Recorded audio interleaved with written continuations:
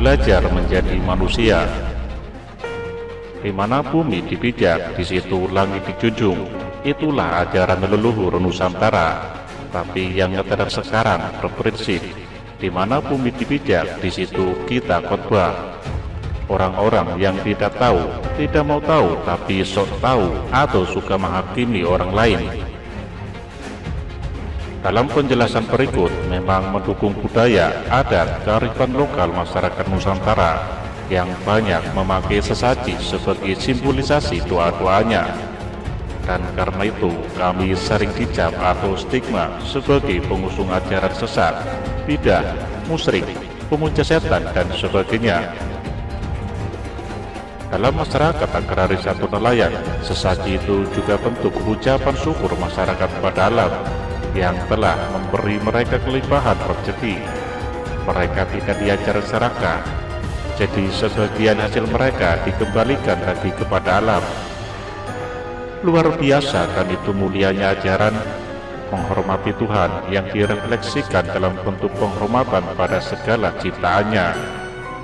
Sementara di sisi lain, ada sekelompok orang yang siang malam mengagung-agungkan namanya, tapi tanpa penghormatan pada segala ciptaannya. Coba pikir, lebih mulia ajaran yang mana? Apakah doa dalam bentuk simbolisasi sesaji itu tidak akan diterima Tuhan? Hanya Tuhan yang tahu. Yang saya tahu itu masyarakat yang dekat dengan budaya sesaji itu sangat damai, adem ayem, penuh rasa syukur, tidak serakah, toleran, dan penuh penghormatan pada segala isi alam semesta. Apakah doa-doa yang cuma diucapkan modal mulut saja, yang mengcopy paste ucapan Nabi dari kitab suci, pasti akan diterima Tuhan? Tidak juga. Kalau doa copy paste ucapan Nabi pasti diterima Tuhan, tentu saat ini di Mekah, Vatikan, Yerusalem akan dipenuhi orang-orang yang berdoa mengcopy paste ucapan para nabi. Berdoa dong sekencang-kencangnya minta pandemi corona ini segera berakhir. Nyatanya kan kota-kota suci itu kini malah sepi jemaat. Menurut kami, manusia Nusantara itu sudah manusia paripurna, sudah lulus sebagai manusia. Maka dia bisa melihat atau menerima kebaikan atau kebenaran yang datang dari mana saja. Maka baiknya kita belajar menjadi manusia dahulu sebelum belajar agama. Biar kita tidak hanya pintar ibadah dan khotbah, tapi juga bisa ngewongke lian atau memanusiakan orang lain. Biar tidak merasa dirinya sebagai Tuhan yang suka menghakimi manusia. Sekarang ini kan banyak orang seperti monyet dikasih gaji, lalu pergi ke acara kenduri bersama. Namanya monyet, evolusinya sebagai manusia belum sempurna. Di acara publik, hanya ego, sentimen, dan subjektivitas teologinya saja yang dipamerkan. Jadi jika kamu menilai atau menghakimi laku spiritual Nusantara dengan kacamata teori agama samawi, itu sama saja kamu tidak beda dengan kadal burung yang menilai atau menghakimi burung Garuda sebagai makhluk bodoh atau sesat. Hanya karena si burung Garuda tidak bisa atau mau berjalan dengan merangkak atau merayap seperti kadal. Jadi siapa sebenarnya yang bodoh? Yang paling bodoh parahnya, ya burung Garuda yang mau berperilaku seperti kadal, hanya karena diiming-imingi janji delusi surga. Dan saat ini banyak Garuda-Garuda tak bersayap, bermental Buddha, manusia-manusia yang tidak berani dan kenal dengan jati dirinya sendiri. Jadi setinggi apapun pengetahuan agamamu, selama kau tidak mau belajar bagaimana seharusnya menjadi manusia atau mawas diri, kamu tidak akan pernah paham dan mengerti tentang ajaran spiritual Nusantara. Belajar jadi manusia dahulu. Yang bedakan manusia dan hewan itu, manusia tahu atau punya etika, adat istiadat dan sopan santun. Bisa bedakan mana urusan publik dan urusan privat. Ibadah menghadap Tuhan itu urusan pribadi atau privat.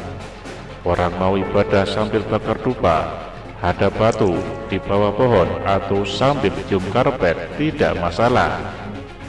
Itu urusan manusia dan Tuhannya. Tak seorang pun atau golongan yang punya otoritas atau kapasitas untuk menilai ibadah mereka itu sah atau tidak. Itu hak prerogatif Tuhan untuk menilainya.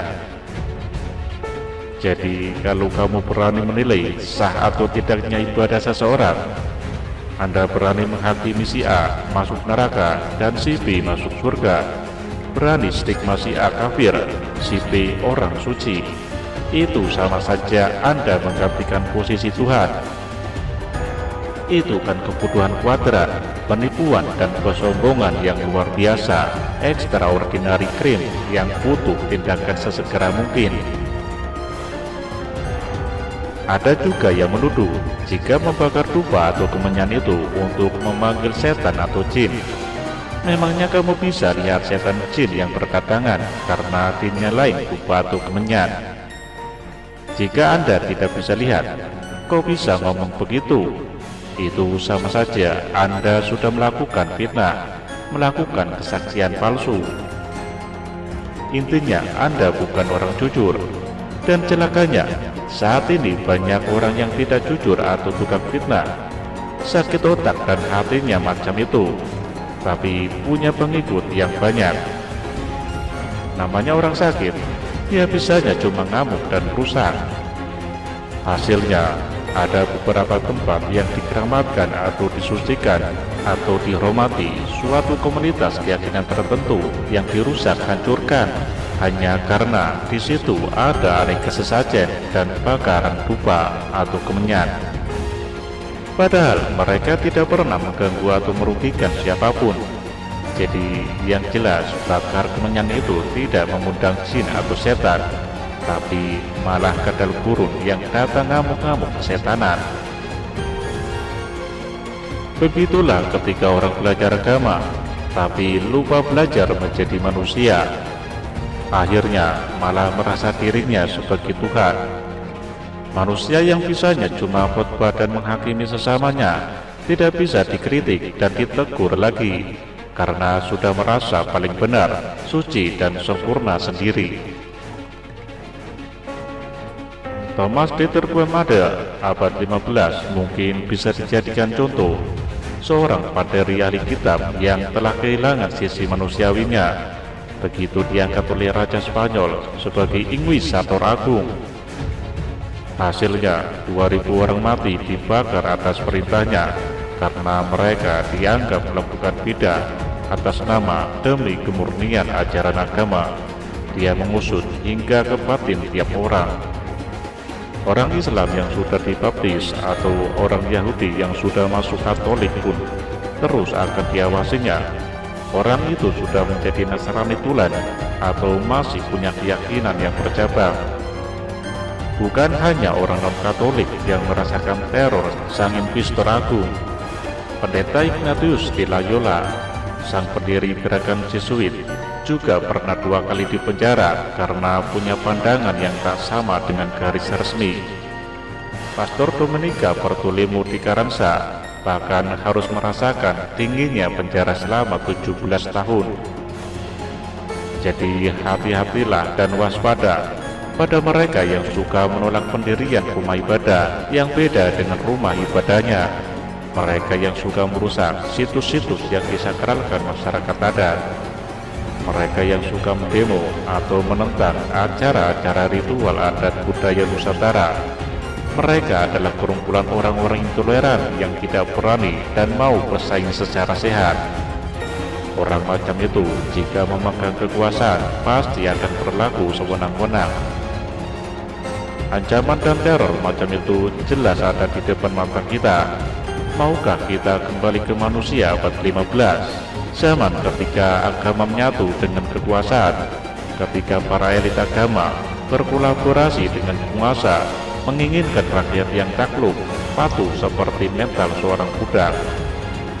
Bukankah di negeri ini pernah terjadi pemilihan gubernur yang sangat brutal dengan menghalalkan segala cara, politik identitas, penggalangan massa besar-besaran, pemaksaan kehendak? Anak-anak TK pun dieksploitasi, disuruh baris demo sambil teriak-teriak, dan akhirnya terpilihlah sang gubernur hasil jualan ayat dan mayat. Dan mereka tentu tidak akan berhenti sampai di situ. Skala nasional tentu akan jadi target mereka selanjutnya. Apakah kita akan diam saja dan membiarkan orang-orang mabuk dogma yang telah kehilangan sisi manusiawinya itu merajalela? Pembunuhan dan penghancuran Nusantara sedang terjadi, yang diwakili oleh orang-orang yang suka mengutip ayat-ayat suci untuk mengubarkan kebencian, permusuhan, dan kekerasan. Kata-kata kasar dan hoaks pun tak segan-segan mereka lontarkan demi ambisinya. Saatnya belajar menjadi manusia, itu cara paling efektif menangkal paham radikalisme dan ideologi kekerasan. Saatnya berpaling dari ideologi asing dan menoleh ke dalam, kembali ke tradisi kita sendiri yang jelas-jelas mengajarkan bagaimana seharusnya menjadi manusia. Dan manusia sejati akan bisa bedakan mana barang berharga dan mana sampah.